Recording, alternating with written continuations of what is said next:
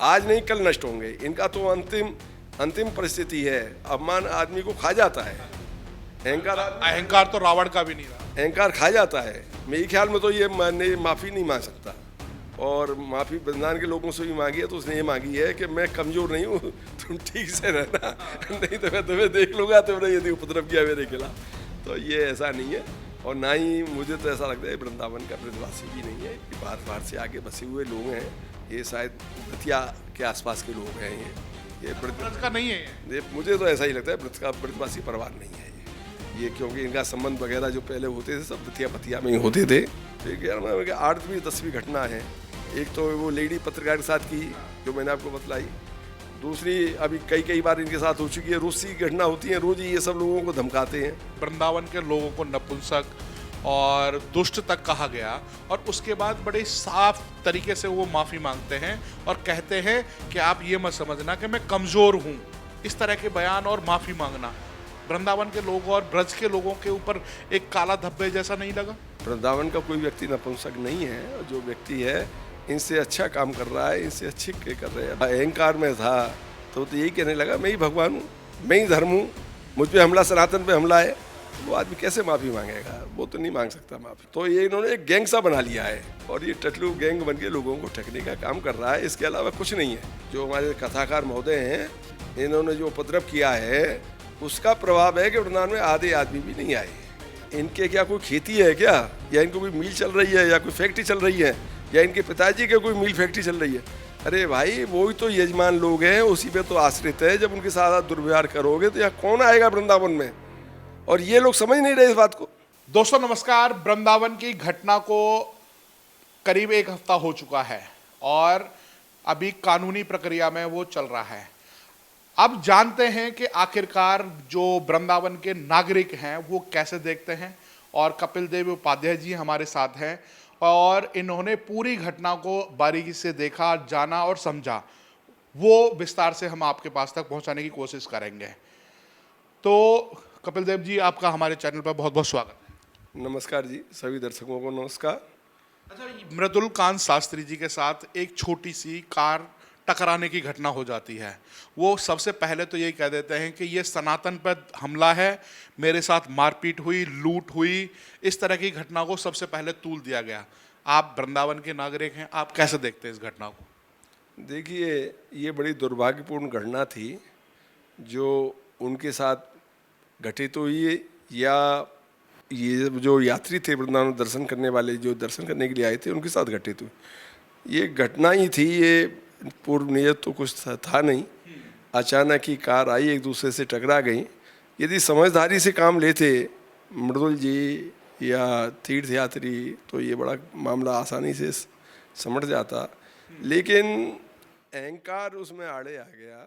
जो हमारे कथावाचक जी हैं, महेंद्र शास्त्री जी हैं, ये कुछ अहंकारी प्रवृत्ति के व्यक्ति हैं, और शुरू से ही हम इन्हें देख रहे हैं कि जो कोई ये सोचते हैं जो कुछ वृंदावन में हो रहा है इन्हीं के बल पे हो रहा है। दूसरा व्यक्ति कोई करने वाला वृंदावन के लिए नहीं है। दान, धर्म, व्यवस्था या वृंदावन की समस्याओं के बारे में कोई आवाज़ उठाना है, वो मात्र केवल ये सोचते हैं मैं ही उठा रहा हूँ, मेरी वजह से ही सारे कार्य हो रहे हैं। जबकि ऐसा नहीं है। वृंदावन में देखिए, वार्ड के मेंबर भी हैं, काउंसलर हैं, और यहाँ मेयर भी है, और यहाँ एमएलए भी है, इलाके के और से जनसेवक हैं, समाज सेवी हैं, जो अपना अपना कार्य बखूबी वृंदावन में कर रहे हैं। इस तरह की कोई बात नहीं है कि ये ही सारे वृंदावन के तारोमतार इनके ऊपर है। लेकिन इनका ये समझना, ये शायद किसी बीमारी से ग्रसित हैं, और वो बीमारी एक है सुपीरियरिटी इन्फ्लेक्स, और वो इस बीमारी से ग्रसित है कि मैं सर्वोच्च हूँ और मेरे सब नीचे हैं, और मैं कथावाचक भी हूँ, मैं सनातन भी हूँ, मैं ही धर्म हूँ, और मैं ही सब कुछ हूँ, और मेरे साथ मारपीट हो गई है तो सनातन पे हमला हो गया है। इस तरह की इनकी विचारधारा एक बीमार व्यक्ति की हो सकती है, किसी स्वस्थ मनुष्य की तो नहीं हो सकती, और किसी स्वस्थ मानव के लिए ये संभव भी नहीं है। बहुत सी घटनाएं हो जाती हैं, और धर्म पे हमला तो जब भी नहीं माना जाता है।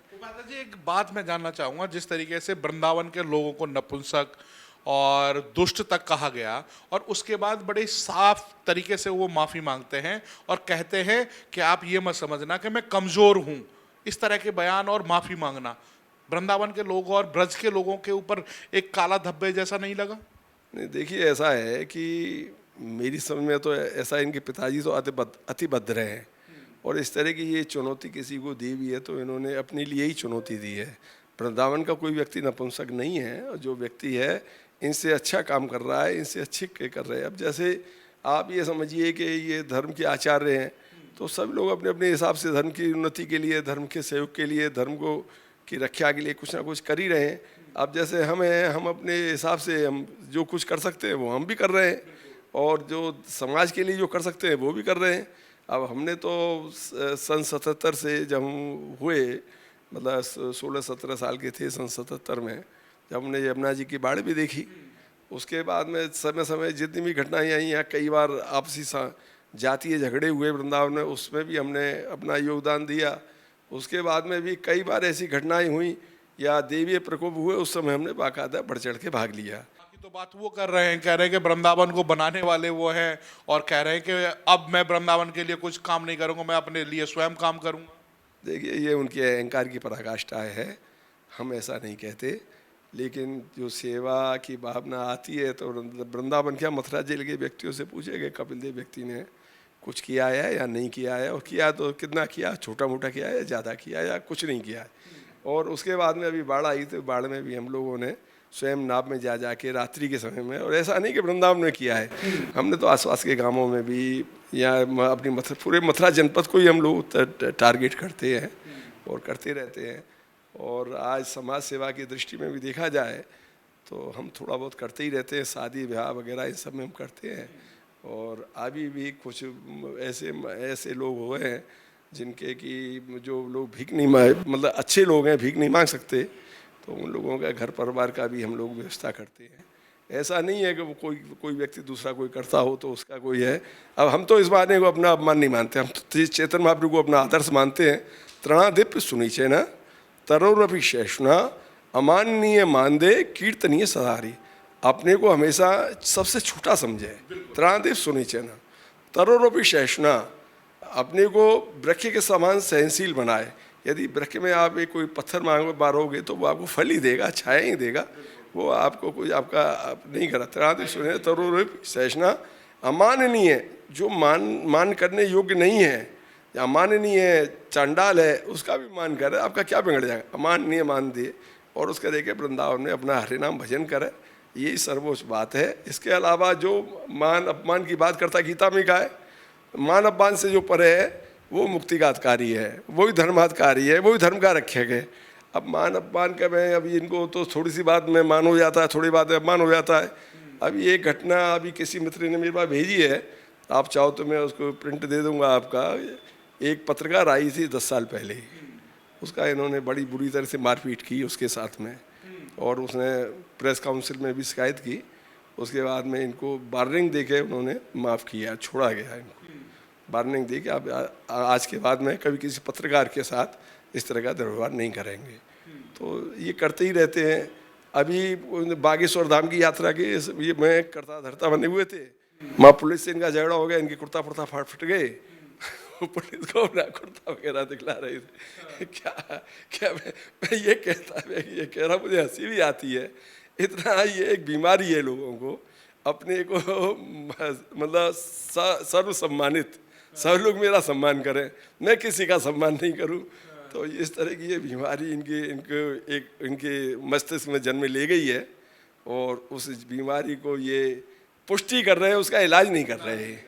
एक बात मैं जानना चाहूँगा, जिस तरीके से बहुत लोगों की जो बड़े लोगों को पीड़ा हुई उस वीडियो को देखने के बाद, जो छोटे छोटे बच्चे थाने के अंदर सो रहे हैं, अगर महाराज जी हैं, लोगों को प्रवचन देते हैं, सभी का सम्मान करने की बात करते हैं, जो छोटे छोटे बच्चों की क्या गलती थी, और उसको लेकर के बहुत लोगों की पीड़ा उठी। देखिए ऐसा है, इनको स्टेज तक जाना ही नहीं चाहिए था, थाने जाना ही नहीं चाहिए था।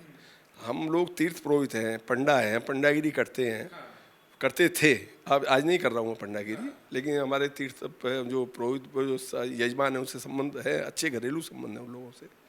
तो हमारा ये मान्यता, हमारे जो पुरखे थे, हमारे जो बड़े पंडे हैं, जो मुख्य हैं, उनका ये होता है कि एक यजमान ने वो तीर्थ पुरोहित अपने यजमान से बोला कि बाबू आज मैं आपके यहाँ भोजन करने आऊँगा। यजमान ने कह दी ना। तो आपने कितने शब्द बोले? आपने बोले लगभग 15-16 शब्द या 20 शब्द।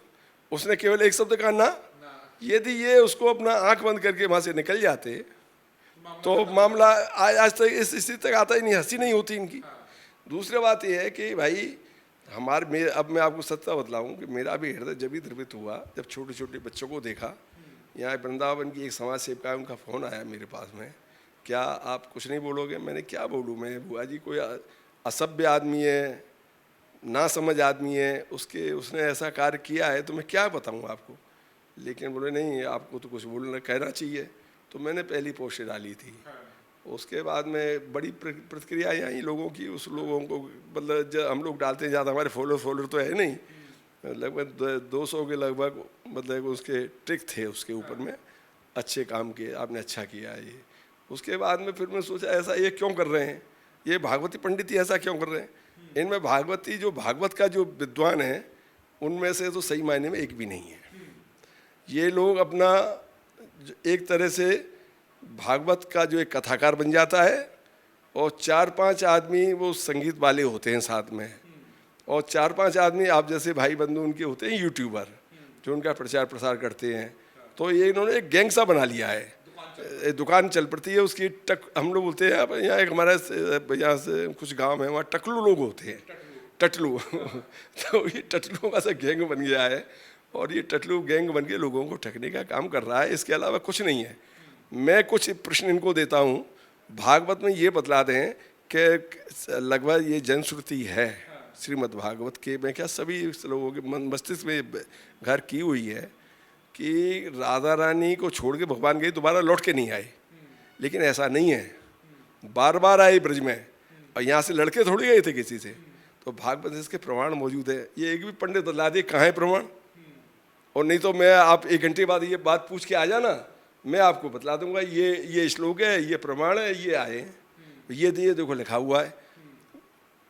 लेकिन ऐसा है ना कि ये मतलब ज्ञानी नहीं है, हवा के साथ बह रहे हैं। जो जनश्रुति है, जिसका गला अच्छा है, जो गाना अच्छा जानता है, या जिसका ने अपना रूप स्वरूप चंदन फूटा लगा के जो ने अच्छा लग जाए, तो वो मतलब फिल्मी एक्टर सा लग जाए, तो ये उस तरह की परिस्थिति वृंदावन में बन गई है।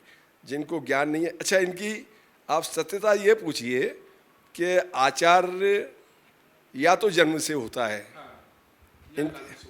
या कर्म से होता है, तो ये बतलाइए कि क्या इनके पिता किसी धर्म के या मत के उसके ये कोई सर्वोच्च हैं, या इनके पूर्वज कोई सर्वोच्च रहे हैं किसी धर्म के जो आचार्य लिखते हैं। अच्छा, दूसरी बात यह है अब शिक्षा के मामले में, तो शिक्षा तो इन्होंने क्या ग्रहण की है मुझे तो इतनी कोई विशेष जानकारी है नहीं, लेकिन अधिकतर जितने भी भागवत आचार्य हैं उनकी शिक्षा नगण्य है। वो शिक्षा के मामले में बहुत ही पिछड़े हुए हैं और शिक्षा उनकी है ही नहीं। अब ये तो भगवान की जैसा इस समय चल रहा है, जिसका खाओ उसी की थाली में छेद करो, ये उस पर चल रहे हैं।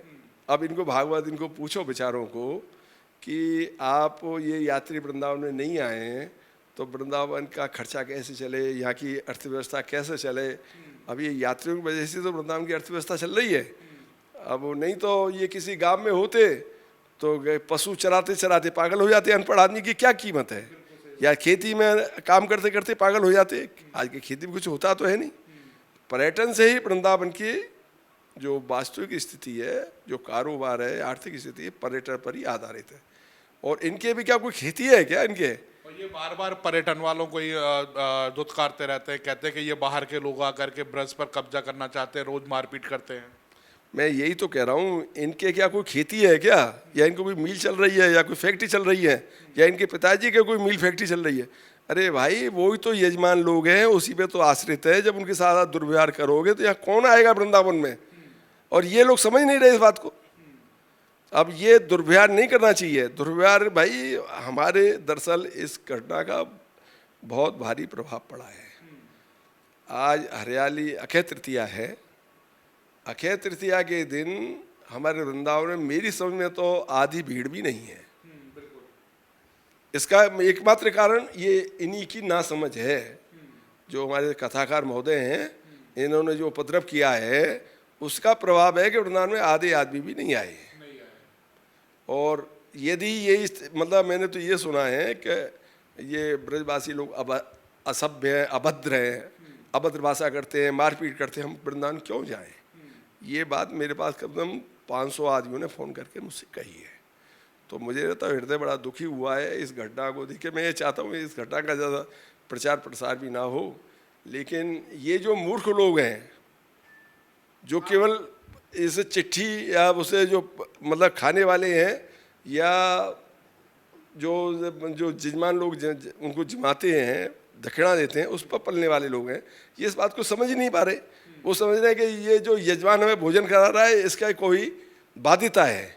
उनकी बाध्यता नहीं है कोई, उनकी केवल श्रद्धा है, और श्रद्धा अभी डेवलप होगी, आप अपना सदव्यवहार करोगे। तो आपको लगता है कि जिस तरीके से जो ब्रज के लोगों के ऊपर ये एक धब्बा लगा, क्या ब्रज के और या वृंदावन के लोगों ने सोच समझ करके कि महाराज जी से बोला गया हो कि चलो भाई जो हो गया सो हो गया हो, तुम अपना माफ़ी मांग लो, उन बच्चों से ही माफ़ी मांग लो कि मेरी वजह से आपको रात काटनी पड़ी, बाकी जो है वो यहीं पर रफे दफे कर देते हैं?